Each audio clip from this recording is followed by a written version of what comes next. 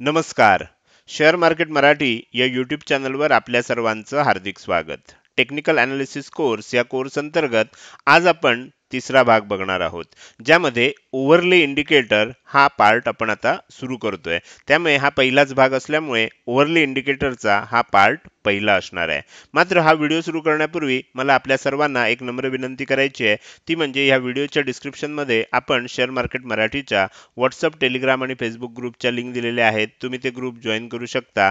त्याचसोबत आपण तिथे शेअर मार्केट मराठीच्या वेबसाईटची लिंक सुद्धा उपलब्ध करून दिलेली आहे. आपण आपल्या वेबसाईटला अवश्य भेट द्या.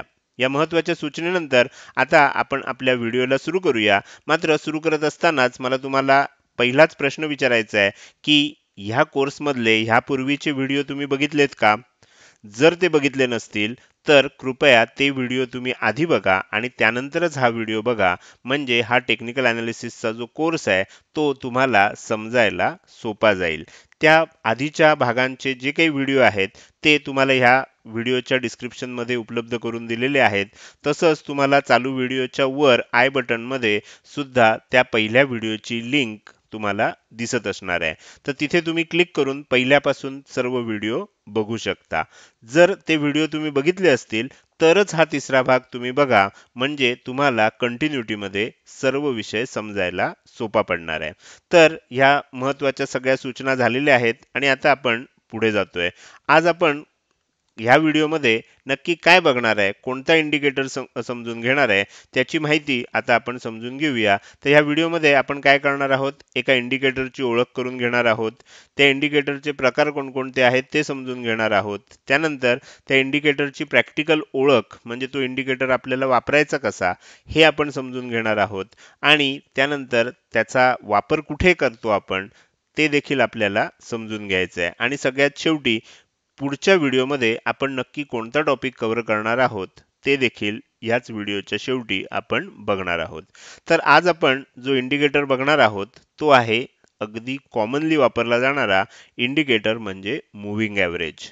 थांबा थांबा, तुम्हाला असं वाटत असेल की अरे मूव्हिंग ॲव्हरेज तर मला वापरता येतो, मूव्हिंग ॲव्हरेज बद्दल आता ह्या व्हिडिओमध्ये मला नवीन काय शिकायला मिळणार? तर तुम्ही हा व्हिडिओ पूर्ण बघा, शेवटपर्यंत बघा. मला अशी खात्री आहे की ह्या व्हिडिओमध्ये मी जी काही माहिती सांगणार आहे ह्यातली बरीचशी माहिती तुम्हाला कदाचित नवीन असण्याची शक्यता आहे. त्यामुळे मूव्हिंग ॲव्हरेज जरी तुम्ही सातत्यानं वापरत असाल तरी देखील हा व्हिडिओ शेवटपर्यंत बघा. कारण मूव्हिंग ॲव्हरेजमध्ये आणि काय काय प्रकार असतात, त्याच्या सेटिंगमध्ये काय काय प्रकार असतात आणि त्या प्रत्येकाचं महत्त्व काय आहे हे आपण या व्हिडिओमध्ये अगदी व्यवस्थित समजून घेणार आहोत. चला तर मग सुरू करूया आणि सगळ्यात पहिल्यांदा ह्या इंडिकेटरची म्हणजे मूव्हिंग ॲव्हरेजची ओळख करून घेऊया. आता आत्ताच सांगितल्याप्रमाणे जवळजवळ सगळ्या प्रकारचे जे ट्रेडर्स आहेत आणि अगदी गुंतवणूकदार सुद्धा जो सर्वाधिक वापरला जाणारा इंडिकेटर आहे यांच्याकडून तो म्हणजे मूव्हिंग ॲव्हरेज आहे. म्हणजे तुम्ही ट्रेडर असू देत नाहीतर इन्व्हेस्टर्स असू देत, ते सर्वात जास्त कुठला इंडिकेटर वापरत असतील तर तो असतो मूव्हिंग ॲव्हरेज. आता तुम्हाला प्रश्न पडेल की इन्व्हेस्टर मूव्हिंग ॲव्हरेज का वापरतात? तर त्यांना सुद्धा अनेक निर्णय घ्यायचे असतात. खरेदी, विक्री, ॲव्हरेज, पिरॅमिडिंग असे बरेच निर्णय घ्यायचे असतात आणि त्याच्यासाठी ते देखील टेक्निकल अनालिसिसचा बराच वापर करत असतात. आणि त्यासाठी सगळ्यात कॉमनली वापरला जाणारा इंडिकेटर म्हणजे मूव्हिंग ॲव्हरेज. आता हे लक्षात आल्यानंतर आपण पुढे जाऊया. आता ह्या मूव्हिंग ॲव्हरेज म्हणजे नक्की काय असतं? तर आपल्याला प्रत्येक स्टॉकमध्ये आपण ज्या वेळेला त्या स्टॉकचं टेक्निकल अनालिसिस करतो त्यावेळेला आपल्याला त्याच्यामध्ये एक कॅन्डल तयार झालेली दिसते. मी इथे तुम्हाला एक कॅन्डल काढून दाखवतोय आणि आपण असं अज्युम करूया की ही ग्रीन कलरची कॅन्डल आहे. आता कॅन्डल ग्रीन आहे का रेड आहे हे आपल्याला कशावरनं समजतं? तर त्याचं ओपनिंग कुठे आहे. आता जनरली कॅन्डलचं ओपनिंग जर खाली असेल म्हणजे किंमत, तुम्हाला माहिती आहे की इथे आपल्याला काय असतं, म्हणजे खालच्या बाजूला टाइम हा म्हणजे ॲक्सिसवर खालच्या बाजूला टाइम असतो आणि ह्या बाजूला म्हणजे आपण थोडक्यात सांगायचं झालं तर एक्स ॲक्सिसवर एक्स अक्षावर आपल्याला टाइम असतो आणि वाय ॲक्सिसवर आपल्याला प्राइस असते, किंमत असते. तर ओपनिंग समजा ह्या लेवलला झालं असेल आणि त्यानंतर ह्या लेवलचा लो बनवला असेल, म्हणजे इथे लो बनवला असेल, त्यानंतर हा हाय बनवला, इथे ह्या लेवलचा हाय बनवला आणि ह्या लेवलला येऊन क्लोज झालं, तर एखादी कॅन्डल जेव्हा ओपनिंग पेक्षा त्याच्या वर जाऊन क्लोज होते तेव्हा ती हिरव्या रंगाची असते, ग्रीन कॅन्डल असते. लो आणि हाय तुम्हाला कळलेलं आहे. आता मूव्हिंग ॲव्हरेज म्हणजे काय होतं, की आता अशा अनेक कॅन्डल्स एका पाठोपाठ एक तुम्हाला पूर्वी बनलेल्या दिसतात. आता आपल्याला त्या कॅन्डल नुसत्या बघितल्या की बऱ्याच वेळेला बऱ्याच गोष्टींचा अंदाज येत नाही. मग आपल्याला असं काहीतरी एक पॅरामीटर पाहिजे असतो, की ज्याच्या साहाय्यानं आपल्याला सध्या ट्रेंड कोणता चालू आहे, त्याच्यामध्ये मोमेंटम किती फास्ट आहे, ह्या बऱ्याच गोष्टी आपल्याला समजायला सोप्या पडतात. आता आपल्याला जेव्हा एखादा स्टॉक असतो किंवा एखादा इंडेक्स असतो, तर त्या इंडेक्समध्ये आपण अशा प्रकारची जी कॅन्डल बनते ह्याच्यामध्ये 4 गोष्टी असतात: ओपन, हाय, लो आणि क्लोज. OHLC कॅन्डल असं त्याला म्हटलं जातं. तर त्यापैकी आपल्याला कुठल्या तरी एका गोष्टीचं ॲव्हरेज घेतलं जातं आणि बऱ्याच वेळेला क्लोजचं ॲव्हरेज घेतलं जातं. म्हणजे ही कॅन्डल आहे. आता मला समजा मी इथे असं समजतो की ही किंमत आहे 100. आपल्याला असं समजूया की ही किंमत आहे 100 आणि ह्याच्या अलीकडची कॅन्डल आहे ती समजा ती पण ग्रीन कॅन्डल आहे. आपण अशी दाखवूया आणि ती थोडीशी इथे खाली आहे आणि थोडंसं इथे वर आहे आणि ही जी क्लोज आहे ही किंमत आहे 90. म्हणजे तुमच्या लक्षात येईल की आपल्याला समजा आता इथे 2चं मूव्हिंग ॲव्हरेज वापरायचं असेल तर होणार काय, इथे 90 आहे म्हणजे ही 90 आणि ही 100. आपल्याला 90 अधिक 100 भागिले 2 म्हणजे ह्या ठिकाणी येणारं मूव्हिंग ॲव्हरेज किती येणार, 95 असणार. म्हणजे आपल्याला असं लक्षात येईल की मूव्हिंग ॲव्हरेजची जी लाईन आहे ती आपल्याला ह्या कॅन्डलच्या इथून अशी जाईल, 100च्या थोडंसं खाली आणि 90च्या थोडंसं वरून. म्हणजे ह्या दोघांच्या मधोमध अशी ती लाईन आपल्याला जाताना दिसणार. तर आपल्याला हे माहीत असतं की मूव्हिंग ॲव्हरेजमध्ये आपल्याला जनरली क्लोज असतो त्यांची बेरीज करून ॲव्हरेज काढलं जातं आणि ती ॲव्हरेज आपल्याला इथे दाखवलं जातं. तर त्याच्याबरोबरच आपल्याला इतरही अनेक गोष्टींचा वापर करता येतो. कधी-कधी आपण हे आपल्याला माहीत असण्याची शक्यता फार कमी आहे. जेव्हा मी प्रॅक्टिकली दाखवेन तेव्हा तुमच्या लक्षात येईल, की अरे आपल्याला हे माहितीच नव्हतं, की आपण ओपन आणि हाय ह्या दोघांना एकत्रित करून त्याचं सुद्धा इथे ॲव्हरेज काढू शकतो किंवा ओपन, हाय आणि लो या तिघांना एकत्रित करून त्याचंही ॲव्हरेज काढू शकतो किंवा ओपन, हाय, लो आणि क्लोज ह्या चौघांना एकत्रित करून त्याचंही ॲव्हरेज काढू शकतो. म्हणजे आपल्याला ह्या चौघांचं ॲव्हरेज काढायचं असेल तर हे 100 आहे समजा, हे समजा आपण समजूया की 70 आहे. तर अशा पद्धतीनं आपल्याला काय करायला लागेल, हे 60 आहे आणि वरची किंमत आहे ती 110 आहे. तर आपल्याला काय होईल, OHLC असे जर चारही गोष्टी घेतल्या तर आपल्याला 110 अधिक 100 अधिक 70 अधिक 60 भागिले 4 असं करून मग ह्याची किंमत काढावी लागणार. म्हणजे फक्त क्लोज न घेता आपण ह्या चारही पॅरामीटरचा उपयोग करू शकतो. आता हे शेअर मार्केटमध्ये अनेक वर्ष ट्रेड करत असणाऱ्या बऱ्याच जणांना माहिती असत नाही. आता कदाचित तुमच्यापैकी नवीन असतील त्यांना लक्षात येणार नाही. तर हे मी ज्यावेळेला आपण ॲक्च्युअल बघणार आहोत, प्रॅक्टिकल ओळख बघणार आहोत, त्यामध्ये मी तुम्हाला हे दाखवणार आहे. तर आपल्याला कशा पद्धतीनं मूव्हिंग ॲव्हरेज घेतलं जातं हे आता तुमच्या लक्षात आलं असेल. आता आपण पुढे जाऊया. तर हा इंडिकेटर वापरण्याचं मुख्य कारण काय आहे, तर बऱ्याच वेळेला काय होतं की किमतीमध्ये अचानक आणि कमी कालावधीसाठी काही मोठी हालचाल होते, ज्याला आपण इंग्लिशमध्ये फ्लक्च्युएशन्स असं म्हणतो. तर अशा ज्या फ्लक्च्युएशन्स होतात त्याच्यामुळे आपल्याला काय होतं, बऱ्याच वेळेला आपल्याला असं वाटतं की एकदम एखादी कॅन्डल वर जाते खूप, पण आपल्याला वाटतं अरे बापरे तेजी व्हायला लागली, म्हणून आपण एंट्री घेतो आणि लगेच आपल्याला लक्षात येतं की मग खाली येऊन ती कॅन्डल अशी बनते. याला आपण शूटिंग स्टार म्हणतो. जाताना किंमत भरपूर वर गेली, पुन्हा येऊन खाली आली. तर आपल्याला मूव्हिंग ॲव्हरेजनं काय होतं, की कमी कालावधीमध्ये आणि अचानक जेव्हा अशी एखादी मोठी मूव्हमेंट होते, तर त्यावेळेला आपल्याला मूव्हिंग ॲव्हरेज काय करतं, मूव्हिंग ॲव्हरेज आपल्याला एक स्मूथ अशी किंमत देतं. म्हणजे मूव्हिंग ॲव्हरेजमध्ये अशी सडन चेंज असं होत नाही आपल्याला. मूव्हिंग ॲव्हरेजमध्ये तुम्ही बघितलं तर एक स्मूथ असा त्याच्यामध्ये कर्व असतो. म्हणजे खाली जाताना सुद्धा असं जातं, वर येताना सुद्धा असं येतं. अशा पद्धतीनं मूव्हिंग ॲव्हरेजमध्ये आपल्याला एक स्मूथ ॲव्हरेज मिळतं आणि त्याच्यामुळे काय होतं, बऱ्याच वेळेला आपल्याला ट्रेंड समजायला मदत होते. तर त्याच्यामुळे ह्या इंडिकेटरचा वापर कशासाठी करतात हे तुमच्या आता लक्षात आलं असेल. नसेल तर आपण ज्यावेळेला प्रॅक्टिकली बघू त्यावेळेला आणखीन डिटेलमध्ये मी सांगणार आहे. तर आता ह्या इंडिकेटरमध्ये आपण काय करतो, होऊन गेलेल्या प्राइस ॲक्शनचा विचार करतो. म्हणजे आत्ता जसं सांगितलं की आपल्याला मागच्या 10 कॅन्डलचं ॲव्हरेज काढायचं आहे. तर त्याला आपण SMA म्हणतो. तर अशा वेळेला होऊन गेलेली जी प्राइस ॲक्शन आहे, म्हणजे झालेल्या प्राइस ॲक्शनचा आपण त्याच्यामध्ये विचार करतो, म्हणून हा लॅगिंग इंडिकेटर आहे. कारण पूर्वी घडलेली घटना जी आहे, त्याचा विचार करून ह्या इंडिकेटरचं आपल्याला ड्रॉइंग दिसतं, म्हणून ह्याला आपण काय म्हणतो, लॅगिंग इंडिकेटर असं म्हणतो.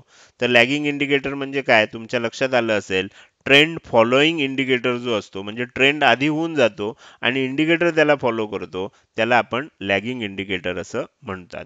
तर मागच्याच व्हिडिओमध्ये आपण ही कन्सेप्ट अगदी डिटेलमध्ये बघितलेली आहे, त्यामुळे आपण आता पुढे जाऊया. तर इंडिकेटरची ओळख ह्याच्यामध्ये आपल्याला ह्या सर्व गोष्टींचा विचार करायचा होता. आता ह्या इंडिकेटरचे प्रकार कोणते आहेत ते समजून घेऊया. आणि पहिला जो प्रकार आहे ह्या इंडिकेटरचा, तो आहे सिंपल मूव्हिंग ॲव्हरेज. आता सिंपल मूव्हिंग ॲव्हरेजमध्ये मी तुम्हाला चार्टवर घेऊन जातो आणि फरक सांगणार आहे. मात्र त्यापूर्वी त्याचा दुसरा प्रकार पण समजून घेऊया, जो आहे exponential moving average. Simple moving ॲव्हरेजला SMA असं म्हटलं जातं आणि एक्सपोनेन्शियल मूव्हिंग ॲव्हरेजला EMA असं म्हटलं जातं. हे शॉर्ट फॉर्म आहेत. आता नक्की ह्याच्यामध्ये फरक काय आहे आणि ह्यांचा वापर कशासाठी करायचा असतो हे समजण्यासाठी मी तुम्हाला डायरेक्टली चार्टवर घेऊन जातोय आणि ह्या चार्टवर आपल्याला इथे काही कॅन्डल दिसत आहेत. मी एक इंडेक्स बँक निफ्टी ओपन केलेला आहे आणि इथे तुम्हाला काय दिसतंय, इथे तुम्हाला कॅन्डल्स दिसतात. आता मी सिंपल मूव्हिंग ॲव्हरेज काढणार असेल तर सिंपल मूव्हिंग ॲव्हरेज काय होतं, मी इथे तुम्हाला ॲड करून दाखवतो. प्रॅक्टिकल ओळखीमध्ये आपण डिटेलमध्ये शिकणार आहे. आत्ता फक्त आपण एक विषय लक्षात येण्यासाठी मी तुम्हाला इथे एक मूव्हिंग ॲव्हरेज ड्रॉ केलं आणि त्याच्यामध्ये मी 10 असा आकडा एंटर केलाय. आता आपल्याला ही जी लाईन दिसतेय, तुम्हाला इथे लक्षात येईल की इथे आपल्याला एक लाईन दिसते अशी. ओके, मी त्यातल्या ठराविक भागालाच हायलाइट करतोय, पण तुम्हाला ती लाईन व्यवस्थित दिसत असणार आहे. तर अशा प्रकारची लाईन दिसते. आता ही जी लाईन आहे ही कशा प्रकारे ड्रॉ केली जाते, तर ही सिंपल मूव्हिंग ॲव्हरेज आहे. तुम्हाला इथे वाचता येत असेल तर इथे लिहिलेलं आहे सिंपल मूव्हिंग ॲव्हरेज SMA. तर ही सिंपल मूव्हिंग ॲव्हरेज का आहे, तर ह्या कॅन्डलला, आता ही जी कॅन्डल आहे ह्या कॅन्डलच्या इथे ते ह्या ठिकाणी येऊन तो पॉइंट का थांबला, तर ह्याचं कारण असं आहे की आपण हे 10 पिरियडचं सिंपल मूव्हिंग ॲव्हरेज घेतलंय. याचा अर्थ 10 कॅन्डल, म्हणजे ही पहिली कॅन्डल, ही दुसरी कॅन्डल, आता ही दुसरी कॅन्डल आहे त्याचं क्लोज खाली आहे, त्यामुळे आपल्याला इथलं धरलं पाहिजे. कारण आपण इथे क्लोज असा शब्द वापरलेला आहे, म्हणजे क्लोजचं ॲव्हरेज पाहिजे आपल्याला. तर पहिल्याचं इथे आहे, दुसऱ्याचं इथे आहे, तिसऱ्याचं इथे वर आहे, चौथ्याचं इथे खाली आहे. रेड कॅन्डल असेल तर क्लोज खाली येतं आणि ग्रीन असेल तर वर येतं. तर अशा पद्धतीनं 1, 2, 3, 4, 5, 6, 7, 8, 9 आणि 10, म्हणजे ह्या 10 कॅन्डलचं ॲव्हरेज आपल्याला इथे दिसतंय. म्हणजे हा जो पॉइंट दिसतोय शेवटचा ह्या मूव्हिंग ॲव्हरेजचा, ही किंमत कशी आली, तर ह्या 10 कॅन्डलचं क्लोजची बेरीज केली आणि भागिले 10 केलं, तर ह्या पद्धतीनं आलं. आता समजा इथे किंमत आली, ही कशी आली, तर ह्याच्या मागची आणखीन एक कॅन्डल, म्हणजे जिथे आपण किंमत काढतोय त्याच्या मागच्या 10 कॅन्डलचं. आता 10च का, कारण आपण इथे पिरियड 10 दिलाय. मूव्हिंग ॲव्हरेजचा जो पिरियड दिलाय तो 10 दिलेला आहे. तर त्याच्यामुळे मागच्या 10, 20 दिला असेल तर मागच्या 20 कॅन्डल. तुम्ही जेवढं पिरियड द्याल तेवढ्या पिरियडचं तो काय करतो, ॲव्हरेज करतो आणि त्यानुसार ही लाईन ड्रॉ करतो प्रत्येक कॅन्डलला. आता समजा तुम्हाला इथे दिसतंय, ही व्हॅल्यू इथे का दिसते, तर ह्या कॅन्डल पासून मागच्या 10 कॅन्डलचं ॲव्हरेज काढलं तर त्याची किंमत इथे आहे, म्हणून तुम्हाला ती लाईन इथे आलेली दिसते. तर ह्या पद्धतीनं ही लाईन ड्रॉ होते. मला काय सांगायचं होतं की सिंपल मूव्हिंग ॲव्हरेजमध्ये काय केलं जातं की जेवढा पिरियड आपण घेतलाय तेवढ्या कॅन्डल चालू कॅन्डल पासून मागे मोजत जायच्या आणि त्याचा जो काही पॅरामीटर सांगितलेला असेल, इथे क्लोज सांगितलाय, तर सगळ्यांच्या क्लोजची बेरीज करायची आणि डिवाइड बाय 10 म्हणजे भागिले 10 करायचं. त्याचं जे ॲव्हरेज येईल ती ही किंमत असणार. इथे प्रत्येक कॅन्डलच्या क्लोजला सारखाच अर्थ आहे, बरोबर, प्रत्येकाला सारखीच किंमत आहे. आता आपण पुढे जाऊन बघूया ते म्हणजे एक्सपोनेन्शियल मूव्हिंग ॲव्हरेज म्हणजे नक्की काय असतं. तर एक्सपोनेन्शियल मूव्हिंग ॲव्हरेजमध्ये आपण समजा हे जे मूव्हिंग ॲव्हरेज आहे हे चेंज केलं किंवा मी काय करतो आणखीन एक मूव्हिंग ॲव्हरेज ॲड करतो, इथे जातो आणि मला आता काय करायचं आहे, मूव्हिंग ॲव्हरेज एक्सपोनेन्शियल म्हणून ॲड करायचं आहे. आणि ह्याच्यामध्ये सुद्धा मी काय करतो, 10 असाच पिरियड ठेवतो. म्हणजे काय होईल, दोन्हीचा पिरियड आपल्याला सारखाच राहील. तर इथे मी 10 पिरियडचं मूव्हिंग ॲव्हरेज ठेवलंय. आता पहिलं जे सिंपल होतं त्याचा रंग चेंज करतो, नाहीतर काय होईल आपल्याला समजताना थोडंसं कन्फ्युजन होईल. तर इथे मी काय करतोय, त्याचा रंग जो आहे तो थोडासा वेगळा ठेवतोय आणि याला मी ओके करतोय. आता लक्षात येईल तुम्हाला, ही लाल रंगासारखा जो रंग दिसतोय हा आपला सिंपल मूव्हिंग ॲव्हरेज आहे आणि ही जी ब्ल्यू लाईन आहे हा एक्सपोनेन्शियल मूव्हिंग ॲव्हरेज आहे.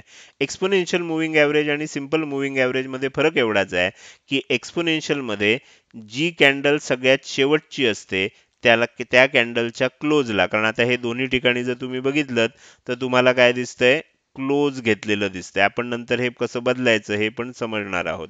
तर आता क्लोज घेतलंय दोन्ही ठिकाणी, बाय डिफॉल्ट क्लोज असतं.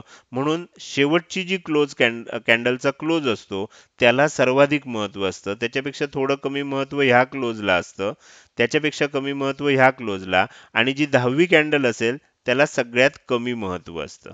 अशा पद्धतीनं एक्सपोनेन्शियल मूव्हिंग ॲव्हरेज काढलं जातं. त्यामुळे एक्सपोनेन्शियल मूव्हिंग ॲव्हरेज काय असतं की सिंपल मूव्हिंग ॲव्हरेजपेक्षा फास्ट रिॲक्टिंग असतं. कारण शेवटच्या कॅन्डलला जास्त महत्त्व आहे. म्हणजे जसा ट्रेंड चेंज होईल सगळ्यात आधी तुम्हाला एक्सपोनेन्शियल मूव्हिंग ॲव्हरेज चेंज झालेलं दिसणार. आता मी तुम्हाला त्याचा फरक चार्टवर दाखवतो. आता तुम्हाला इथे लक्षात येईल बघा की किंमत वर जात होती. आता सिंपल मूव्हिंग ॲव्हरेज आणि एक्सपोनेन्शियल मधला फरक लक्षात घ्या. किंमत वर जाते इथे, बरोबर. तर दोन्ही मूव्हिंग ॲव्हरेज तुम्हाला वर जाताना दिसत आहेत. पण ज्या क्षणी किंमत इथून खाली यायला लागली, तुम्हाला लक्षात येईल की एक्सपोनेन्शियल मूव्हिंग ॲव्हरेज लगेच खाली राहिलं, पण सिंपल मूव्हिंग ॲव्हरेज थोडा वेळ आणखीन पण वर गेलं. तर सिंपल मूव्हिंग ॲव्हरेज काय करतं की ट्रेंडमध्ये होणारा जो बदल आहे तो थोडासा हळू घेतं. लगेच त्याच्यामध्ये बदल होत नाही, फास्ट रिस्पॉन्स मिळत नाही. एक्सपोनेन्शियल मूव्हिंग ॲव्हरेजनं काय केलं, त्याच्यामधला बदल लगेच घेतला आणि त्याच्यामुळे आपल्याला इथे लक्षात आलं. आता इथून खाली यायला लागलं बघा, तर तुमच्या लक्षात येईल की किंमत खाली येते, तर एक्सपोनेन्शियल मूव्हिंग ॲव्हरेज आधीच खाली आलंय, मात्र सिंपल मूव्हिंग ॲव्हरेज अजून थोडंसं वर राहिलंय.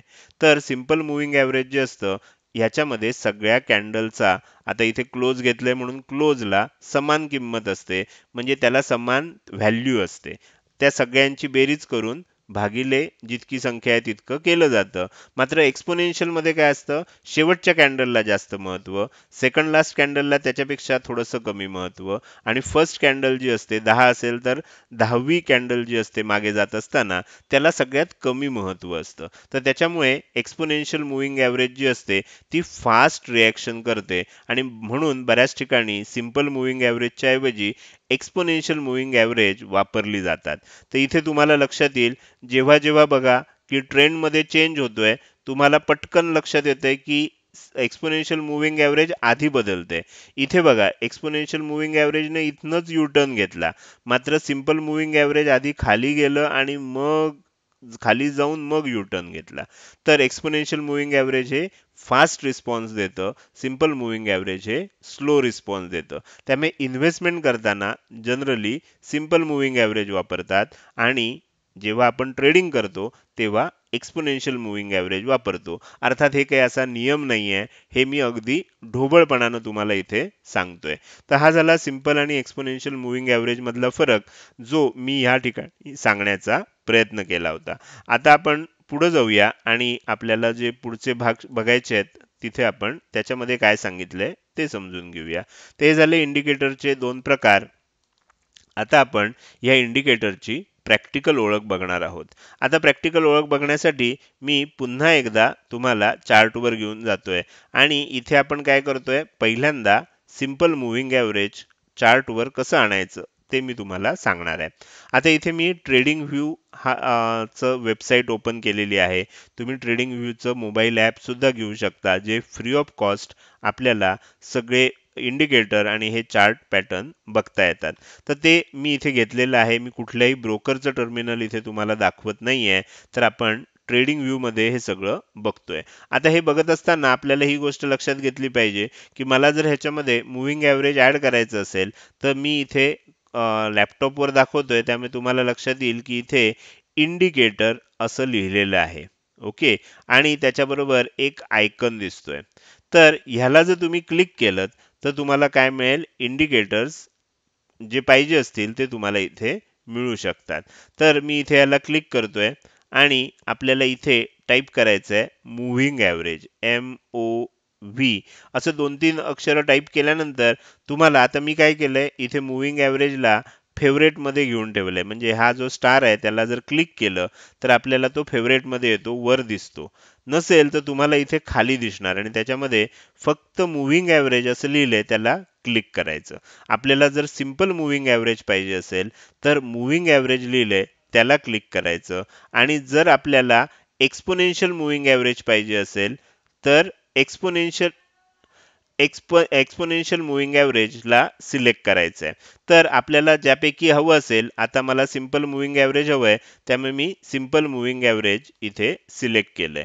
आता हे जे सिंपल मूव्हिंग ॲव्हरेज आहे, या सिंपल मूव्हिंग ॲव्हरेजमध्ये मला आता काही बदल करायचे असतील. समजा जो बाय डिफॉल्ट पिरियड आहे तो 9 आहे, त्यानंतर जो पॅरामीटर आहे तो क्लोज आहे, त्याच्यात मला बदल करायचे आहेत. तर त्याच्यासाठी तुम्ही ह्या इथे जर बघितलं तर इथे तुम्हाला एक सेटिंगचं बटन दिसतंय आणि ह्या सेटिंगच्या ह्या छोट्याशा आयकॉनवर इथे आपल्याला गिअरचा आयकॉन दिसतोय, त्याला जर मी क्लिक केलं तर मूव्हिंग ॲव्हरेज ची मला विंडो ओपन होते. याच्यामध्ये इनपुट्समध्ये गेल्यानंतर आपल्याला टाइम फ्रेम, तर आपण चार्ट वापरतोय. लेंथ, किती पिरियडचा मूव्हिंग ॲव्हरेज पाहिजे, म्हणजे किती कॅन्डलचं मला ॲव्हरेज मोजायचं आहे ते मला इथे सांगायचं. आता काय होतं की आपल्याला समजा नॉर्मल ट्रेडिंग करत असू तर आपण छोटे छोटे मूव्हिंग ॲव्हरेज घेतो, जसं 9 पिरियड आहे, 20 पिरियड आहे, 13 पिरियड आहे, असे आपण आकडे घेतो. मात्र जर आपण गुंतवणूक करणार असू तर आपल्याला 20 असा आपल्याला लेंथ असते, 50 असते, 100 असते, 200 असते. आपल्याला गुंतवणूक करायची असेल तर आपण जी लेंथ घेतो त्याच्यामध्ये मोठे मोठे आकडे वापरतो. आणि जर ट्रेडिंग करणार असू तर शक्यतो आपण कमी आकडे वापरतो. अर्थात आपण मोठ्या आकड्यांचा सुद्धा ट्रेडिंगमध्ये उपयोग करू शकतो. आता इथे आपल्याला बघूया लेंथ. आता मला समजा इथे असं लिहायचं आहे की 20, म्हणजे मला 20 SMA वापरायचं आहे. सिंपल मूव्हिंग ॲव्हरेज ज्याचा पिरियड आहे 20. त्यानंतर सोर्स दिसतोय इथे क्लोज लिहिलंय. प्रत्येक कॅन्डलच्या क्लोज 20 कॅन्डलचे तो क्लोज मोजणार, क्लोजची बेरीज करणार आणि त्याला भागिले 20 करणार. जे काही येईल ते व्हॅल्यू तो प्रत्येक कॅन्डलच्या तिथे लिहिणार. प्रत्येक कॅन्डलच्या वर जी काय लाईन तयार होते त्याची किंमत कशी असते, तर त्याच्या मागच्या 20 कॅन्डलच्या क्लोजची बेरीज भागिले 20, त्याचा ॲव्हरेज. अशा पद्धतीनं ही लाईन इथे तुम्हाला तयार झालेली दिसते. आता तुम्हाला क्लोजच्या ऐवजी त्याला आणि काहीतरी लिहायचं आहे, ओपन लिहायचं आहे. तर तुम्ही ओपन म्हटल्यानंतर तुमच्या लक्षात येईल की मूव्हिंग ॲव्हरेजचं हे बदललेलं दिसतंय. इथे बघा आत्ता कशी दिसतेय आणि मी क्लोज म्हटल्यानंतर कसं होईल. तुम्हाला लक्षात येईल की मूव्हिंग ॲव्हरेज तुम्हाला इथे थोडंसं बदललेलं दिसतं. तर हे झालं ओपन, क्लोज, ह्याच्यानुसार कसा बदल होतो. तुम्हाला इथे आणखीन पण बरेच ऑप्शन आहेत. ओपन आहे, हाय आहे, लो आहे, क्लोज आहे. बऱ्याच वेळेला काय केलं जातं, 20 पिरियडचा जो आहे मूव्हिंग ॲव्हरेज आहे ते हाय आणि लो असे 2 इंडिकेटर वापरले जातात. आता मी 20 पिरियडचा हाय घेतोय आणि हाय असल्यामुळे मी इथे स्टाईलमध्ये जाऊन रंग जो आहे तो रंग इथे स्टाईलमध्ये देता येतो. मी त्याला लाल रंग देतोय. ओके, आणि त्यानंतर मी ह्याला ओके करतोय. आता हा 20 पिरियडचा हाय आहे. मी इंडिकेटरमध्ये जातो आणि मूव्हिंग ॲव्हरेजला जाऊन मला काय करायचं आहे, आता 20 पिरियडचाच मूव्हिंग ॲव्हरेज पाहिजे, पण ते लोचं पाहिजे. बऱ्याच वेळेला आपण अशा प्रकारे, आता हे ब्लू राहू दे, ह्याच्यामध्ये आपण काय करतो की 20 पिरियडचं मूव्हिंग ॲव्हरेज घेतोय आणि ह्याला मी ओके केलं. तर आता तुमच्या लक्षात येईल की दोन्ही मूव्हिंग ॲव्हरेज जी आहेत ही 20 पिरियडचीच आहेत. पण ही जी वरचं लाल रंगाचं मूव्हिंग ॲव्हरेज आहे हे आपल्याला काय इंडिकेट करतंय, हे 20 पिरियडचं प्रत्येकाच्या 20 कॅन्डल मागच्या सगळ्यांचं हायची बेरीज केली आहे आणि भागिले 20 केलंय आणि त्याची आलेली किंमत इथे दाखवली आहे. तर त्याच्या उलट तुम्हाला लक्षात येईल की ही जी निळी लाईन आहे यानं काय केलंय, मागच्या 20 कॅन्डलच्या लोची बेरीज केली आहे आणि भागिले 20 करून लोचं ॲव्हरेज काढलंय. आता तुम्हाला लक्षात येईल की हे जे हाय आणि लो असतं हे आपल्याला सपोर्ट आणि रेझिस्टन्स म्हणून काम करू शकतं. आत्ता मी तुम्हाला याचा एक्झॅक्ट वापर कसा करायचा हे दाखवत नाहीये. मी तुम्हाला फक्त काही उदाहरणं दाखवतोय की मूव्हिंग ॲव्हरेजमध्ये आपण हे जे पॅरामीटर्स आहेत हे बदलून आपण कशा पद्धतीनं सपोर्ट रेझिस्टन्स लेवल काढू शकतो, जे मला तुम्हाला इथे दाखवायचं होतं. तुमच्या असं लक्षात येईल बघा की एकदा किंमत खाली आली की मग ह्या ज्या 2 लेवल आहेत, ह्या 2 लेवल आपल्याला रेझिस्टन्स म्हणून काम करतात. एकदा किंमत वर गेली, इथे सपोर्ट घेऊन वर गेली की मग ह्या 2 लेवल आपल्याला सपोर्ट म्हणून काम करतात. तर असं आपल्याला बऱ्याच त्याचा उपयोग करता येऊ शकतो. तर मला इथे सांगायचं काय होतं, तर आपल्याला इथे जो पॅरामीटर असतो हा बाय डिफॉल्ट क्लोज असतो. पण मी काय करू शकतो, हाय आणि लो असे 2 पॅरामीटर त्याच्यामध्ये सेट करू शकतो. आता मी इथे लो करतोय म्हणजे तुम्हाला त्यातला फरक चांगला समजेल. तर ह्या पद्धतीनं आपल्याला काय होतं की एकच इंडिकेटर, एकच टाइम पिरियड, पण आपण पॅरामीटर बदलल्यामुळे आपल्याला 2 वेगवेगळ्या ठिकाणच्या लाईन दिसतायत. तर ह्याचा कसा वापर करायचा, तुमचा जर ह्या कोर्सला चांगला प्रतिसाद मिळत असेल, प्रतिसाद याचा अर्थ असा आहे की तुम्ही या कोर्सला लाईक करत असाल प्रत्येक व्हिडिओला आणि चांगल्या चांगल्या कमेंट करत असाल, तर मी ह्याचा ॲडव्हान्स यूज कसा करायचा असतो ते देखील पुढच्या व्हिडिओजमध्ये सांगण्याचा प्रयत्न करणार आहे. तर हे झालं आपल्याला मूव्हिंग ॲव्हरेजमध्ये सेटिंगमध्ये पिरियड आणि त्याच्यानंतर सोर्स कसा बदलायचा. आता बाकीच्या ज्या गोष्टी आहेत ह्या थोड्याशा ॲडव्हान्स आहेत, ज्या आपल्याला शिकून घेण्याची गरज नाही. कारण मी सुद्धा हे ऑफसेट आहे किंवा स्मूथनिंगसाठीच्या ज्या मेथड्स आहेत ह्या मी सुद्धा वापरत नाही. मला मार्केटमध्ये 10 वर्ष झाली. मला सुद्धा अजूनपर्यंत ह्या गोष्टी फारशा वापरायला लागलेल्या नाहीत. तर त्याच्यामुळे मी मुद्दाम काय करतोय, ह्या गोष्टी स्किप करतोय. अनावश्यक गोष्टी मी सांगत नाहीये. स्टाईलमध्ये जाऊया. स्टाईलमध्ये गेल्यानंतर आपल्याला आत्ताच बघितलं होतं की इथे आपण कसं करू शकतो की आपल्याला इथे मूव्हिंग ॲव्हरेज जी दिसतेय त्याला कलर कोणता द्यायचा, ती लाईन कशी काढायची. लाईन आपल्याला समजा वेगळ्या पद्धतीनं पाहिजे, क्रॉसची पाहिजे, तर तुम्हाला इथे बघा ही लाल लाईन आहे, ही डॉटेड डॉटेड दिसायला लागली कारण मी इथे त्याचं स्ट्रक्चर चेंज केलं. मला स्मूथ लाईन पाहिजे तर मी इथे लाईन घ्यायची, मग मला इथे लाईन स्ट्रेट दिसते. तर ह्या पद्धतीनं आपण काय करू शकतो, याच्या इनपुटमध्ये स्टाईलमध्ये जाऊन आपल्याला हव्या त्या गोष्टी बदलू शकतो. त्यानंतर व्हिजिबिलिटी आपल्याला असेल तर ह्याच्यामध्ये आपल्याला फारसा काही बदल करायचा नाहीये. इनपुटमध्ये आपल्या दृष्टीनं 2च गोष्टी महत्त्वाच्या, लेंथ आणि त्याचा सोर्स. आणि स्टाईलमध्ये आपल्यासाठी एकच गोष्ट महत्त्वाची, ते म्हणजे त्याला आपल्याला कलर कोणता द्यायचा आणि त्याची स्टाईल कशी ठेवायची आहे. तर एवढ्या गोष्टी आपण जर बदलल्या तर आपल्याला बऱ्यापैकी गोष्टी ह्याच्यामध्ये बदलता येऊ शकतात. तर हे झालं आपल्याला ह्याची मूव्हिंग ॲव्हरेजची प्रॅक्टिकल ओळख. आता ही झाली सिंपल मूव्हिंग ॲव्हरेज. मी आता तुम्हाला एक्सपोनेन्शियल मूव्हिंग ॲव्हरेज कशा पद्धतीनं आपण घेऊ शकतो ते मी इथे सांगण्याचा प्रयत्न करतोय. मूव्हिंग ॲव्हरेज एक्सपोनेन्शियल आता इथे जर बघितलं तर तुमच्या लक्षात येईल. तर त्याला EMA असं म्हटलं जातं. त्यामुळे इथे तुम्हाला जर दिसतंय ते काय लिहिलेलं दिसतंय, EMA लिहिलेलं दिसतंय. पुढे 9 दिसतंय म्हणजे 9 पिरियड आहे. क्लोज आहे म्हणजे क्लोज हा पॅरामीटर आहे. तर त्या पद्धतीनं बाकी सगळ्या गोष्टी सेम असतात. पण एक्सपोनेन्शियल मूव्हिंग ॲव्हरेज कॅल्क्युलेट करण्यासाठी जो फॉर्म्युला वापरला जातो त्याच्यामध्ये शेवटच्या कॅन्डलला जास्त महत्त्व, त्याच्या अलीकडच्या कॅन्डलला थोडं कमी, ह्याला थोडं कमी, असं करत करत पहिली जी म्हणजे इथे 9 पिरियडचं आहे तर 9वी कॅन्डल जी असणार त्याला सगळ्यात कमी महत्त्व असणार. तर त्यामुळे आपल्याला हे एक्सपोनेन्शियल मूव्हिंग ॲव्हरेज हे फास्ट रिॲक्टिंग असतं. बाकी आतले ऑप्शन जे आहेत ते आपल्याला सारखेच वापरायचे आहेत. तर हे झालं आपल्याला मूव्हिंग ॲव्हरेज बद्दल 2 मूव्हिंग ॲव्हरेज मी सांगितली. आता आपल्याला ट्रेडिंग व्ह्यूमध्ये आणखीन एक फॅसिलिटी अशी आहे, कारण ट्रेडिंग व्ह्यूमध्ये होतं काय की मला इथे समजा 3 मूव्हिंग ॲव्हरेज वापरायचे आहेत. मी समजा इन्व्हेस्टर आहे आणि इन्व्हेस्टर असल्यामुळे मला इथे 3 मूव्हिंग ॲव्हरेज वापरायचे आहेत. पहिलं जे मूव्हिंग ॲव्हरेज आहे हे समजा मी काय केलं, याचं इनपुट ठेवलं 20, म्हणजे इथे मी इनपुट ठेवलं 20. ओके. दुसरं मी एक मूव्हिंग ॲव्हरेज घेतलं, इंडिकेटर्समध्ये गेलो आणि मूव्हिंग ॲव्हरेज घेतलं. आणखीन एकदा घेतलं, 3 मूव्हिंग ॲव्हरेज घेतली. तर आता पहिल्याचं 20 आहे, दुसऱ्याचं जाऊन मी काय करतो, मी इन्व्हेस्टर आहे त्यामुळे ह्याचं ठेवतो 50. ओके करतो. तिसरं जे आहे त्याचं मी ठेवतो 200 किंवा 100. आपण 100 ठेवू. ओके.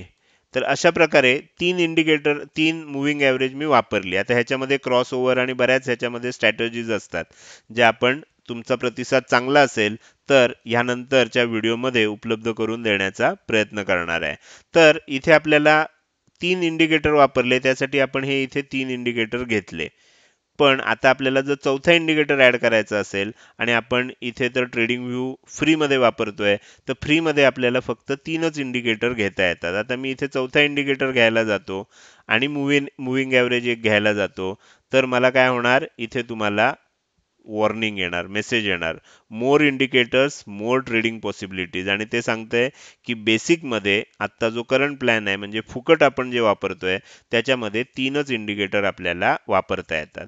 मग आता काय करायचं, मी 3 इंडिकेटर वापरले, आता मला चौथा इंडिकेटर वापरताच येत नाहीये. मग अशा वेळेला आपल्याला हे तिन्ही इंडिकेटर मी काढून टाकतो आणि आपल्याला एक इंडिकेटर दिलेला आहे ज्याच्यामध्ये एकच इंडिकेटर वापरायचा आणि आपल्याला अशा आणखीन त्याच्यामध्ये बरेच मूव्हिंग ॲव्हरेज वापरता येतात. तर त्याच्यासाठी मी काय करतो, इथे इथे मी टाईप करतो मूव्हिंग ॲव्हरेज, मूव्हिंग ॲव्हरेज आणि त्याच्या पुढे आपल्याला रिबन असं लिहायचं आहे. तर इथे मी मूव्हिंग ॲव्हरेज, तुम्हाला इथे लक्षात येईल मूव्हिंग ॲव्हरेज रिबन, त्या रिबनला क्लिक करायचं. तुम्हाला काय होईल की रिबन ड्रॉ होईल. आता इथे बघितलं तर तुमच्या लक्षात येईल की एकच इंडिकेटर ऍड झालाय आणि 4 आपल्याला इथे मूव्हिंग ॲव्हरेज आलेत. मी ह्याच्यामध्ये जातो सेटिंगमध्ये आणि तुमच्या लक्षात येईल की मूव्हिंग ॲव्हरेज, पहिलं मूव्हिंग ॲव्हरेज 20 आहे, मग 50 आहे, मग 100 आहे आणि मग 200 आहे. 4 मूव्हिंग ॲव्हरेज मला वापरता आली, पण एकच इंडिकेटर झाला माझा. आणखीन 2 मला काहीतरी इथे इंडिकेटर घेता येऊ शकतात. आता ह्याच्यामध्ये आपल्याला समजा 2च इंडिकेटर वापरायचे, 4 वापरायचे नाहीयेत. मी हे 2 काढून टाकू शकतो आणि ओके केलं तर मला इथे फक्त 2 इंडिकेटर दिसणार. एकच म्हणजे इथे एकच आपल्याला इंडिकेटर घेतलाय, मात्र 2 मूव्हिंग ॲव्हरेज मला दिसतायत. मला जर बाकीचे पाहिजे असतील तर ह्याला मी टिक करू शकतो आणि ह्याच्यामध्ये बाकीचे बदल करू शकतो. ह्या पिरियडमध्ये चेंज करता येतो.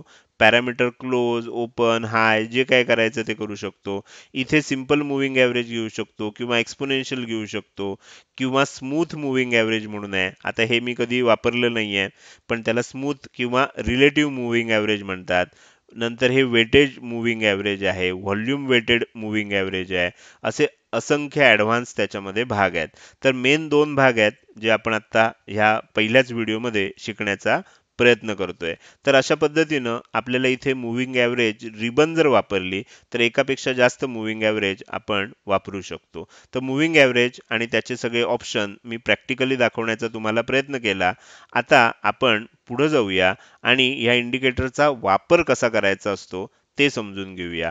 तर मार्केटमध्ये मोमेंटम कसा आहे हे समजण्यासाठी बेसिकली ह्या इंडिकेटरचा उपयोग केला जातो. आता त्यासाठी मी काय करतो, डायरेक्टली तुम्हाला चार्टवर घेऊन जातो आणि आपण आता काय करूया, हे सगळं काढून टाकूया आणि एक सिंपल इंडिकेटर घेऊया मूव्हिंग ॲव्हरेज आणि त्याच्यामध्ये मी तुम्हाला बाय डिफॉल्ट आपल्याला आता समजा 9 आहे, आपण इथे काय करू, ह्याला चेंज करू आणि 20 करू. तर 20चा जो मूव्हिंग ॲव्हरेज असतो ते आपण इथे वापरूया. आता 20चं मूव्हिंग ॲव्हरेज वापरल्यामुळे काय झालं, थोडंसं जितकं तुम्ही आकडा कमी ठेवाल तितकं ते कॅन्डलच्या आत आत येणार आणि जितका आकडा तुम्ही जास्त ठेवणार ते कॅन्डलपासून असं बाहेर बाहेर दिसणार. तर आता इथे आपल्याला काय लक्षात येतंय बघा, मोमेंटम काय आहे. आता तुम्ही इथे जर बघितलं तर तुमच्या लक्षात येईल की मोमेंटम पॉझिटिव्ह आहे, मार्केट स्ट्रॉंग आहे. इथे जर बघितलं तर लक्षात येईल मोमेंटम आता बेंड व्हायला लागलाय आणि मार्केटमध्ये डाऊन ट्रेंड चालू व्हायला लागलेला आहे. त्यानंतर इथून लक्षात येईल की मोमेंटम परत वरच्या दिशेनं चाललाय. मार्केटमध्ये कोणत्या दिशेनं मोमेंटम आहे हे आपल्याला काय होऊ शकतं, इथे ह्या लाईनच्या साहाय्यानं त्याची दिशा कुठली आहे. बऱ्याच वेळेला ते असं साईडवेज राहतं, त्यावेळेला ओळखायचं मार्केटमध्ये साईडवेज मुवमेंट आहे. ज्या वेळेला मार्केट असं आपल्याला मोमेंटम वरच्या दिशेनं जाताना दिसतं, मूव्हिंग ॲव्हरेज जेव्हा असं वर सरकतं त्यावेळेला ओळखायचं तेजीचं मोमेंटम आहे.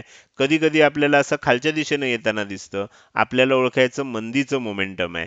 तर ह्या सगळ्या गोष्टी आपण इथे समजून घेऊ शकतो. तर पहिला आपल्याला फायदा असा आहे की मोमेंटम कोणतं चालू आहे मार्केटमध्ये ते आपल्याला इथे समजतं ह्या इंडिकेटरच्या सहाय्यानं. त्यानंतर सपोर्ट आणि रेझिस्टन्स लेवल काढण्यासाठी आपण ह्या इंडिकेटरचा उपयोग करू शकतो. आता सपोर्ट आणि रेझिस्टन्स लेवल कशा पद्धतीनं काढता येतात, तर त्याच्यासाठी मी काय करतो, हे काढून टाकतो आणि इथे मी मगाशी आपल्याला जो आपण रिबन वापरलं होतं, मूव्हिंग ॲव्हरेज रिबन, ते वापरतो, म्हणजे तुमच्या लक्षात येईल. आता ह्याच्यामध्ये काय होतंय की आपल्याला असं लक्षात येईल, मी तुम्हाला थोडंसं मागे नेतो, म्हणजे आपल्याला बऱ्याच ठिकाणी गोष्टी समजू शकतील. आता इथे जर बघितलं तर ह्या ज्या वेगवेगळ्या लाईन्स आहेत, आपण कुठल्याही लेवलला जाऊन बघू शकतो की जी लाईन आपल्याला खाली दिसते ती लाईन आपल्याला सपोर्ट म्हणून काम करते. आता ह्याच्यामध्ये मी काय वापरतोय, बाय डिफॉल्ट वापरतोय, त्यामुळे एक्झॅक्टली तुम्हाला ते वापरता येणार नाही. ह्याच्यामध्ये काही बदल करावे लागतील, जे आपण पुढच्या येणाऱ्या व्हिडिओमध्ये जास्त डिटेलमध्ये दाखवणार आहोत. तर आपल्याला नेहमी लक्षात ठेवायचं की प्राइसच्या खाली असणारी लाईन सपोर्ट असतात, त्यामुळे ह्या सगळ्या लाईन्स काय आहेत, आता सपोर्ट म्हणून काम करतायत. आता इथे जर बघितलं तर काय झालंय, ही लाईन आपल्याला वर गेलेली दिसते, म्हणजे ही आपल्याला रेझिस्टन्स झालाय. मात्र ही लाईन जी आहे ही खाली आहे, म्हणजे ही सपोर्ट झालंय. आता इथनं खाली आलं तर कुठपर्यंत येऊ शकतं, इथपर्यंत येऊ शकतं. इथनं खाली आलं तर कुठपर्यंत येऊ शकतं, इथपर्यंत येऊ शकतं. हे आपल्याला त्याच्यामध्ये कळतं. म्हणजे सपोर्ट आणि रेझिस्टन्स लेवल आपण काय करू शकतो, ह्या मूव्हिंग ॲव्हरेजच्या सहाय्यानं काढू शकतो. म्हणजे आपल्याला मूव्हिंग ॲव्हरेजचा दुसरा वापर कळला, तो म्हणजे सपोर्ट लेवल आणि रेझिस्टन्स लेवल काढण्यासाठी ह्या इंडिकेटरचा वापर आपण करू शकतो. त्यानंतर दुसरी गोष्ट आहे ती म्हणजे एक स्ट्रॅटजी आहे. आता तुम्ही मला ह्या व्हिडिओच्या डिस्क्रिप्शनमध्ये, ह्या व्हिडिओच्या कमेंट करून सांगायचं आहे की तुम्हाला मीन रिव्हर्जन स्ट्रॅटर्जी जी आहे ती तुम्हाला शिकून घ्यायची आहे, समजायची आहे. जर मीन रिव्हर्जन स्ट्रॅटर्जी तुम्हाला पाहिजे असेल तर तुम्ही या व्हिडिओच्या डिस्क्रिप्शनमध्ये तसा कमेंट करा. या व्हिडिओच्या कमेंट सेक्शनमध्ये अशी कमेंट करा की मला मीन रिव्हर्जन स्ट्रॅटर्जी वापरायची आहे, ती मला शिकून घ्यायची आहे. तर मीन रिव्हर्जन स्ट्रॅटर्जी ही मार्केटमध्ये अतिशय बऱ्याच मोठ्या लोकांकडून वापरली जाणारी स्ट्रॅटर्जी आहे. ती स्ट्रॅटर्जी सिंपल काय आहे ते मी तुम्हाला थोडक्यात सांगतो. मीन रिव्हर्जन ह्या शब्दाचा अर्थ काय आहे की हे जे ह्या लाईन्स आहेत ह्या ॲव्हरेजच्या लाईन्स आहेत. आपण काय करू, हा इंडिकेटर पुन्हा एक साधा वापरूया, म्हणजे तुम्हाला समजायला सोपं जाईल. आपण इथे मूव्हिंग ॲव्हरेजचा इंडिकेटर घेतलाय आणि मी त्याचं पिरियड जो आहे तो पुन्हा एकदा 20 करतोय. आता तुम्हाला इथे 20 मूव्हिंग ॲव्हरेज मिळालं. आता ह्याचा मीन रिव्हर्जनचा अर्थ काय होतो की ज्या ज्या वेळेला एखादं प्राइस ॲक्शन, म्हणजे आता तुम्ही इथे बघत असाल तर काय लक्षात येतंय की किंमत खाली खाली चालली आहे, त्यावेळेला तुम्हाला इंडिकेटर पण खाली खाली जाताना दिसतोय. पण एक वेळ अशी येते की किंमत त्याला क्रॉस करते आणि किंमत जशी लांब जाईल, आता इथे बघा आपला इंडिकेटर इथूनच चाललाय पण किंमत लांब गेली. लांब गेली की ती आपल्याला एकदा अशी वेळ येणार की ती ह्याच्या जवळ येणार. ह्याला म्हणतात मीन रिव्हर्जन. म्हणजे किंमत जशी आपल्या ह्या मीन पासून, म्हणजे ह्या सरासरीपासून, मीन याचा अर्थ मध्य किंवा सरासरी, तर ह्या सरासरीपासून किंमत जर लांब गेली तर ती पुन्हा एकदा जवळ येते आणि त्याला क्रॉस करून खाली जाते. आता तुम्हाला असं बऱ्याच वेळेला बघायला मिळेल, इथनं किंमत वर गेली पण पुन्हा खाली आली. तर ही एक स्ट्रॅटजी आहे ज्याच्या साहाय्यानं अनेक ट्रेडर, अनेक इन्व्हेस्टर मार्केटमध्ये ट्रेड करत असतात. आता मी थोडक्यात मीन रिव्हर्जन म्हणजे काय ते सांगितलं. आता इथे बघा काय झालं की इथनं किंमत खाली गेली पण ॲव्हरेज व्हॅल्यू इथेच राहिली. त्यामुळे काय झालं, खाली गेलेली किंमत परत या ॲव्हरेजला भेटायला आली. तर हे कधी होतं, हे जे काय होतं की किंमत लांब लांब जायला लागली की ॲव्हरेजच्या जवळ येते, ह्याला म्हणतात मीन रिव्हर्जन. मीन म्हणजे मध्य आणि रिव्हर्जन म्हणजे रिव्हर्स होणं. मध्याच्या दिशेनं किंमत रिव्हर्स होते, त्याला मीन रिव्हर्जन स्ट्रॅटर्जी असं म्हटलं जातं किंवा मीन रिव्हर्जन असं म्हटलं जातं, जे मी तुम्हाला इथे सांगायचा प्रयत्न केलाय. ही जी मीन रिव्हर्जन स्ट्रॅटर्जी आहे तुम्हाला जर हवी असेल तर तुम्ही ह्या व्हिडिओच्या कमेंटमध्ये तसं टाईप करू शकता. आपण आता पुढे जाऊया. त्याच्यासाठी ह्या इंडिकेटरचा उपयोग केला जातो. आपल्याला पुढे जात असताना आणखीन एक महत्त्वाचं कन्सेप्ट आहे. ही कन्सेप्ट आपल्यापैकी बऱ्याच जणांना माहीत असत नाही. ती म्हणजे गोल्डन क्रॉस आणि डेथ क्रॉससाठी ह्या इंडिकेटरचा वापर केला जातो. आपल्याला क्रॉसओव्हर स्ट्रॅटेजीज माहीत असतात, पण गोल्डन क्रॉस कशाला म्हणायचं आणि डेथ क्रॉस कशाला म्हणायचं हे माहीत असत नाही. तर ते मी ह्या व्हिडिओमध्ये सांगण्याचा प्रयत्न करतोय. आपण पुन्हा एकदा आपल्या चार्टवर येऊया आणि इथे मी काय केलंय, 20 मुव्हिंग ॲव्हरेज लावलेला आहे. आणखीन मी काय करतो, एक इंडिकेटर घेतो मुव्हिंग ॲव्हरेजचाच आणि त्याला मी 50 असं मुव्हिंग ॲव्हरेज सेट करतो. एक मुव्हिंग ॲव्हरेज 20 आहे, दुसऱ्याला मी 50 सेट करतोय. ओके. आणि ह्याचा कलर जो आहे तो आता मी बदलतो. दोघंही निळं नको, आपल्याला एक लाल करूया. ओके. तर इथे मी एक निळा आणि एक लाल वापरला. आता गोल्डन क्रॉस ह्याचा अर्थ काय असतो, की कमी पिरियडचा मूव्हिंग ॲव्हरेज जास्त पिरियडच्या मूव्हिंग ॲव्हरेजला जर वरच्या दिशेनं कट करत असेल तर त्याला गोल्डन क्रॉस असं म्हणतात. इथे जे झालं ते गोल्डन क्रॉस आहे आणि तिथे तेजी होत असते. तुम्ही जर बघितलं, मी आता थोडंसं हा चार्ट नीट दिसेल असं ऍडजस्ट करतो म्हणजे तुमच्या लक्षात येईल. हा जो गोल्डन क्रॉस आहे कमी पिरियडचं म्हणजे 20 न काय केलं, 20 पिरियडच्या मूव्हिंग ॲव्हरेजनं 50 पिरियडच्या मूव्हिंग ॲव्हरेजला वरच्या दिशेनं क्रॉस केलं. असं ज्या वेळेला होतं, कमी पिरियडचं मूव्हिंग ॲव्हरेज जास्त पिरियडच्या मूव्हिंग ॲव्हरेजला क्रॉस करून वर जातं, त्याला गोल्ड क्रॉस असं म्हटलं जातं. गोल्ड क्रॉसमध्ये आपल्याला मार्केटमध्ये तेजी होत असते, बरोबर. आणि ज्या वेळेला उलटं होतं, की कमी ॲव्हरेज जे असतं, कमी मूव्हिंग ॲव्हरेज जे असतं ते जास्त पिरियडच्या मूव्हिंग ॲव्हरेजला क्रॉस करून खाली येतं, त्यावेळेला जो क्रॉस तयार होतो याला डेथ क्रॉस असं म्हटलं जातं. आता बरेच जण ह्या गोल्ड क्रॉस आणि डेथ क्रॉस वर ट्रेड करतात. आता मी उदाहरणासाठी 20 आणि 50 घेतलं, पण ऍक्च्युली तुम्हाला थोडासा त्याच्यामध्ये बदल करावा लागतो. ती म्हणजे ते हे काय आहे, इन्स्ट्रुमेंट काय आहे. म्हणजे बँक निफ्टी असेल तर त्याच्या तुम्हाला मूव्हिंग ॲव्हरेजचं पिरियड वेगळा ठेवावा लागतो. निफ्टी असेल तर वेगळं ठेवावं लागतो. काही स्टॉक असेल तर त्याच्यासाठी वेगळं ठेवावं लागतं. म्हणजे प्रत्येक जो इन्स्ट्रुमेंट आहे, इंडेक्स असेल किंवा स्टॉक असेल, त्याची मोमेंटम कशी आहे त्याच्यानुसार आपल्याला आकड्यांमध्ये काही बदल करून ह्या डेथ क्रॉस आणि गोल्ड क्रॉसच्या साहाय्यानं अतिशय चांगले ट्रेड आपल्याला मिळू शकतात. तर ते देखील आपल्याला इथे ह्याच मूव्हिंग ॲव्हरेजच्या साहाय्यानं करता येतं. तर आपण हा जो पुढचा भाग बघितला ज्याच्यामध्ये आपल्याला या दोन नवीन कन्सेप्ट कळल्या, की गोल्डन क्रॉस आणि डेथ क्रॉस हे नक्की काय असतं आणि ते आपल्याला मूव्हिंग ॲव्हरेजच्या साहाय्यानंच करता येतं. त्यानंतर आपण पुढे जाऊया आणि पुढची गोष्ट समजून घेऊया, की ह्याच्यापेक्षा मूव्हिंग ॲव्हरेजपेक्षा आणखीन काही ॲडव्हान्स इंडिकेटर आहेत. ते बनवण्यासाठी मूव्हिंग ॲव्हरेजचा वापर केला जातो. आता उदाहरणार्थ आणखीन एक ॲडव्हान्स इंडिकेटर आहे मूव्हिंग ॲव्हरेजचा, ज्याला आपण MACD असं म्हणतो. Moving average convergence divergence. आता तो इंडिकेटर आपण पुढच्या भागामध्ये शिकणार आहोत, MACD. तर तो इंडिकेटर मूव्हिंग ॲव्हरेजनुसार बनलेला आहे. त्यानंतर दुसरा एक इंडिकेटर आहे बोलिंगर बँड. बोलिंगर बँड सुद्धा मूव्हिंग ॲव्हरेजवरच बनलेला आहे. तर असे प्रगत जे इंडिकेटर आहेत किंवा ज्याला आपण इंग्लिशमध्ये ॲडव्हान्स इंडिकेटर म्हणतो, ते सगळे मूव्हिंग ॲव्हरेजलाच मॉडिफाय करून बनवलेले आहेत. त्यामुळे ह्या इंडिकेटरचा वापर कशासाठी होतो, तर ॲडव्हान्स इंडिकेटर बनवण्यासाठी ह्या इंडिकेटरचा वापर होतो. तर हा देखील आपल्याला एक महत्त्वाची गोष्ट आज या ठिकाणी शिकायला मिळालेली आहे. तर आता आपण या व्हिडिओमध्ये जो प्रगत इंडिकेटर कुठले आहेत त्याची मी उदाहरणं दिलेली आहेत, MACD आणि बोलिंगर बँड्स. तर ह्या दोन्ही ठिकाणी आपल्याला मूव्हिंग ॲव्हरेजचा उपयोग होतोय. आता आपण आत्तापर्यंत ह्या कोर्समध्ये काय काय शिकलो ते आपण बघूया आणि पुढच्या व्हिडिओमध्ये काय असणार आहे ते बघूया. पहिल्या व्हिडिओमध्ये आपण या कोर्सचा सिलेबस शिकतोय. त्यानंतर आपल्याला पहिला जो व्हिडिओ होता, पार्ट 1 होता, त्याच्यामध्ये आपण बेसिक कन्सेप्ट शिकल्या. त्याच्या पुढच्या पार्टमध्ये इंडिकेटर्सचे आपण टाईप्स शिकले आणि ह्या चालू व्हिडिओमध्ये ओव्हरले इंडिकेटर मधला जो पहिला पार्ट आहे मूव्हिंग ॲव्हरेज तो आपण शिकलो.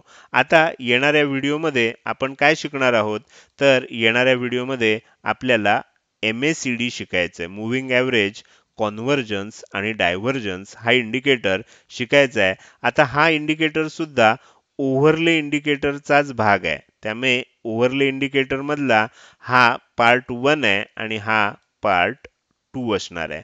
तर पुढच्या आठवड्यामध्ये आपण MACD ह्या इंडिकेटर विषयी अगदी डिटेल माहिती शिकणार आहोत. तर तुम्हाला हा व्हिडिओ कसा वाटला हे नक्की तुम्ही कमेंट सेक्शनमध्ये टाईप करून सांगू शकता. तसंच हा व्हिडिओ जर तुम्हाला आवडला असेल तर नक्की या व्हिडिओला लाईक करा. लक्षात ठेवा तुमची एक लाईक आणि एक चांगली कमेंटच माझ्यासाठी प्रेरणा असते, ज्याच्या साहाय्यानं मी हे रोजच्या रोज व्हिडिओ बनवत असतो. त्यामुळे लाईक करायला आणि कमेंट करायला अजिबात विसरू नका. आपण ह्या व्हिडिओमध्ये आता इथेच थांबणार आहोत. मी इथेच आपली रजा घेतो. धन्यवाद.